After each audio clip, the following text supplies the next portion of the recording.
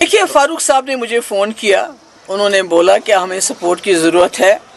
मैंने उनको ये बताया कि कुछ बिल्स हैं जो पिछले सेशन में भी लाई थी, हमने आज भी लाई हैं। कम से कम उसमें एक दो बिल्स तो हमारे आप पास करवा दें, चाहे वो जो ये जो लोगों के जो गरीब लोगों की घास चराई में 30 साल से ज़्यादा वक्फे से जो उनके पास जगह है, मकान है, दुकान है, गाँव खाना है, उसको रेगुलराइज की लीजिए। या जो डेली वेजर बेचारे हजार इतने सालों से 20-20, 25-25 साल से सारा जो सरकार ये चलाते हैं, चाहे पीएचई हो, आरएनबी हो, इरिगेशन हो, कोई भी डिपार्टमेंट हो, हेल्थ हो, तो इनकी वजह से वो डिपार्टमेंट चलता है। तो ये बेचारे 8,000 रुपये में क्या करेंगे?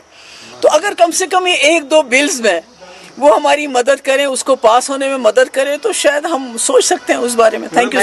देखिए, कहने को बहुत कुछ कह सकता है, मगर मैं एक बात कहना चाहती हूँ कि पिछले 2019 के बाद जो गवर्नर रूल में हो रहा था, पकड़ दकड़ का माहौल था, रोज़ छापे पड़ते थे अलग अलग एजेंसीज के, बैन लगाई जाती थी, जो इंस्टीट्यूशंस हैं उनको अटैच किया जाता है, लोगों की प्रॉपर्टी अटैच की गई, यानी जम्मू कश्मीर में एक सर्विलेंस चल रही थी। कोई बात नहीं कर सकता है, कोई कुछ नहीं कर सकता है। तो उस वक्त लगता था ये बड़ा एबनॉर्मल है, ये क्या हो रहा है।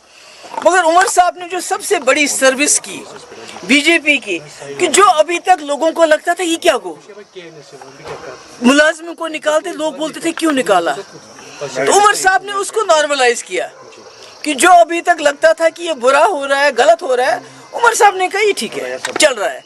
क्योंकि ना वो बात की उन्होंने, न इसमें कोई रेजिस्टेंस दिखाया।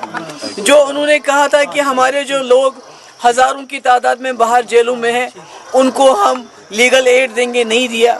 उन्होंने कहा था 370 को लेके नाम नहीं लेते, 370 का, यानी जो बीजेपी का एक नैरेटिव रहा कि मसले कश्मीर के हवाले से कोई बात नहीं होनी चाहिए, 370 के हवाले से कोई बात नहीं होनी चाहिए, सिर्फ स्टेटहुड की बात बीजेपी। और आज स्टेटहुड को भी उमर साहब ने एक बहुत बड़ा मुश्किल सवाल बना दिया। वो स्टेटहुड जो बीजेपी खुद कहती थी हम देंगे, मगर स्टेटहुड बोलते बोलते उमर साहब ने उसको मसले कश्मीर से भी बड़ा मसला बनाया।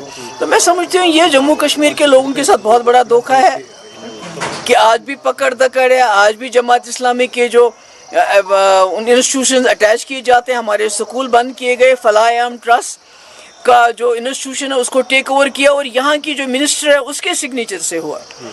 तो ये मैं समझती हूँ कि ये बहुत ही बड़ी डिससर्विस हुई पिछले एक साल में। बाकी छोड़िए, फ्री गैस देंगे, बिजली देंगे, फ्री पानी देंगे, फ्री 1 लाख रोज़गार देंगे, ओपन मेरिट के साथ हम करेंगे, उनके साथ रैशनलाइजेशन करेंगे, डेली वेजर्स को परमानेंट करेंगे, ये तो इसकी तो बात ही नहीं हो रही है। तो राज्यसभा इलेक्शन को लेकर क्या जो ये गवर्नमेंट है, अगर आपको याद होगा कुछ दिन पहले जब आप पालपोरा ईदगाह गई थी, आपने वहाँ 2 बातें की थी। एक तो यही राउंड द ईयर क्या रहा नेशनल कॉन्फ्रेंस का और तालिबान की बात की। लेकिन जब उससे शाम को हमने नेशनल कॉन्फ्रेंस से पूछा कि 1 साल में आपने क्या किया, पीडीपी का भी सवाल है, बाकी लोगों का भी सवाल है, उन्होंने क्या अगर हमारी जगह पीडीपी होती वो इससे बेटर क्या करती, क्योंकि ये यूटी में इस वक्त जम्मू कश्मीर चल रही है, बराबर था, स्टेट नहीं है। केजरीवाल यूटी में नहीं थे क्या?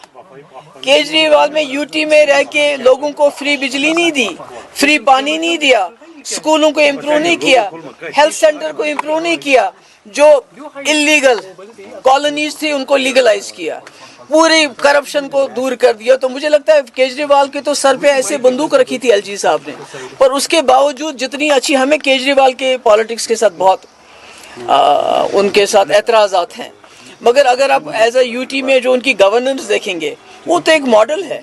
तो यहाँ तो किसी ने रोके नहीं उमर साहब के हाथ। वो अब फ्री गैस क्यों नहीं दे रहे हैं, वो विडो फंड को क्यों नहीं बढ़ा रहे हैं, किसने रोका है, वो फ्री पावर क्यों नहीं दे रहे हैं, पानी क्यों नहीं दे रहे हैं, रोजगार क्यों नहीं दे रहे हैं, जो रिजर्वेशन पे उन्होंने कमेटी बनाई उसकी रिपोर्ट आम क्यों नहीं कर रहे। मेरा ख्याल में ये ज्यादती है ये कहना कि हमारे पास स्टेटहुड नहीं है, वो एक मेरे ख्याल में बहाना है। राज्यसभा पोस्ट को लेकर क्या मौक़िफ़ रहेगा पीडीपी का, जिस तरह से सजाद लोन साहब ने जो है एब्सटेन करने का जो है ऐलान भी किया? देखिए, फारूक साहब ने मुझे फ़ोन किया, उन्होंने बोला कि हमें सपोर्ट की ज़रूरत है।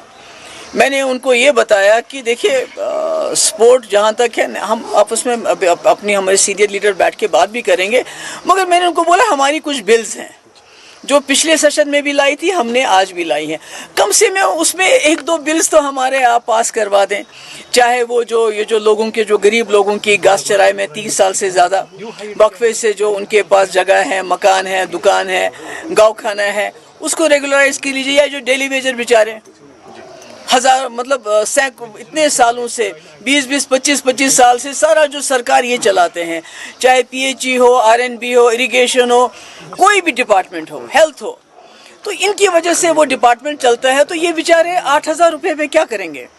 तो अगर कम से कम ये एक दो बिल्स में वो हमारी मदद करें, उसको पास होने में मदद करें, तो शायद हम सोच सकते हैं उस बारे में। Thank you so much.